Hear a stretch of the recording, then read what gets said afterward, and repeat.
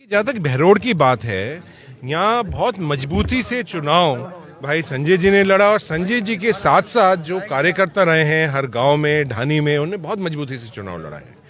आप सोचिए कि 47,000 वोट का आशीर्वाद बहरोड की जनता ने दिया है और मुझे बहुत खुशी है कि जिस तरह की आज चर्चा हुई है, जो जो सामने बातें आई हैं, आगे लोकसभा के अंदर हम किस तरह से मजबूती से चुनाव की तैयारी कर सकते हैं।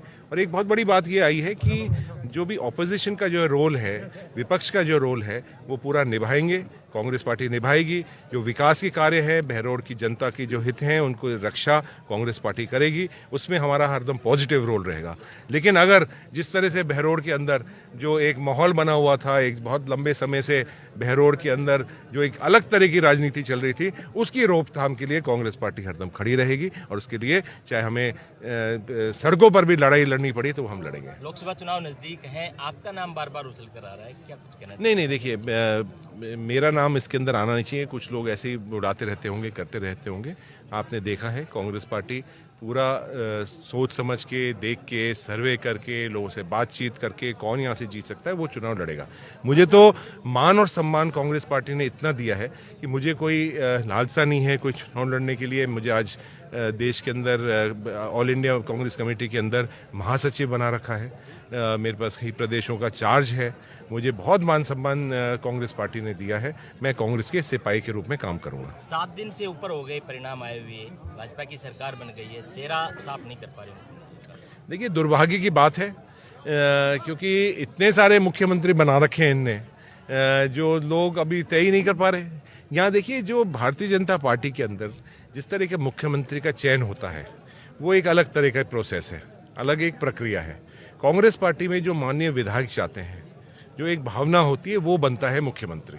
और बीजेपी के अंदर जो सबसे कमजोर विधायक होता है, जो एक रिमोट कंट्रोल का मुख्यमंत्री बन सकता है, उसको मुख्यमंत्री भारतीय जनता पार्टी बनाती है। जैसा लगता हुआ आपने हरियाणा में जो माननीय खट्टर जी बने हुए हैं, वो रिमोट कंट्रोल के मुख्यमंत्री है। वो मुख्यमंत्री किस बात के? जनता के मुख्यमंत्री नहीं है। वो रिमोट कंट्रोल, माननीय प्रधानमंत्री जी और गृह मंत्री जी जब रिमोट कंट्रोल दबा देते हैं तो वो खड़े हो जाते हैं, दूसरा दबा देता है तो वो बैठ जाते हैं। तो इस तरह के वो सबसे कमजोर व्यक्ति को मुख्यमंत्री बनाएंगे, ये अभी अगले 1-2 दिन के अंदर मालूम पड़ जाएगा। लोकसभा चुनाव में दिल्ली समीक्षा बैठक संपन्न हुई, उसमें प्रदेश अध्यक्ष रूप में आपका नाम निकल के आ रहा है, क्या कुछ कहेंगे? नहीं, ये इस तरह की कोई बात नहीं हुई है। कोई भी बात है वो अफवाह हो सकती है। आपकी सरकार ने राजस्थान में योजना चलाई, लेकिन तीनों अभी छत्तीसगढ़, मध्य प्रदेश में भी हार हुई है, उसमें क्या कहना चाहेंगे?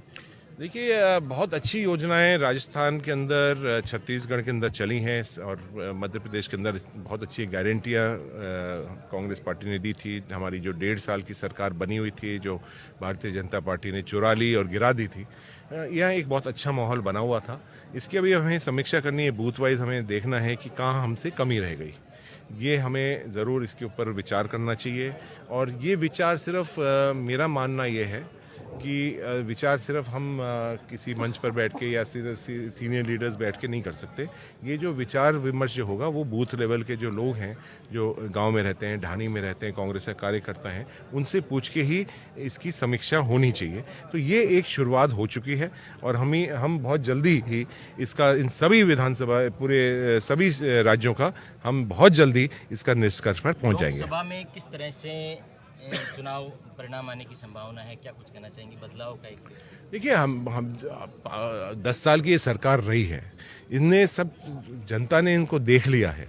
महंगाई चरम सीमा पर है, युवाओं को रोजगार नहीं मिल रहा है। जो इनने वादे करे हैं, आज जिस तरह के पेट्रोल, डीजल, गैस, इतनी ज़्यादा इनकी कीमतें बढ़ चुकी हैं, जो भी वादे इनने करे हैं, वो वादों पर खरे ही नहीं उतरी है सरकार। तो हमने इन सब बातों को, किसानों के मामले में, हितों में, मजदूरों के हितों में, ये सारी बातें कांग्रेस पार्टी ने बहुत मजबूती से पिछले 10 साल के अंदर उठाई हैं। तो आज अब जनता को ये तय करना पड़ेगा कि ये वोट देगी परफॉर्मेंस के ऊपर, कामों के ऊपर देगी, या कोई भावनाओं के ऊपर, पोलराइजेशन के ऊपर, ध्रुवीकरण के ऊपर। ये जनता इसके ऊपर तय करेगी और मुझे उम्मीद है बहुत अच्छे रिजल्ट आएंगे विधानसभा के अंदर। मन से बात कही थी क्या हमारे कार्यकर्ता के साथ हम खड़े रहेंगे। आपकी सरकार थी तब तो आपके कार्यकर्ता थाने के अंदर बंद होकर पिटते थे, अब तो आपकी सरकार, आप कैसे कर पाएंगे अपने कार्यकर्ताओं से? ये आप खुद देख लेंगे कि हम सब लोग खड़े रहेंगे उनके साथ। उस समय में भी हम खड़े रहते थे, लेकिन परिस्थितियां बहुत सारी होती है। इनका चारे पासे रौला पै गया,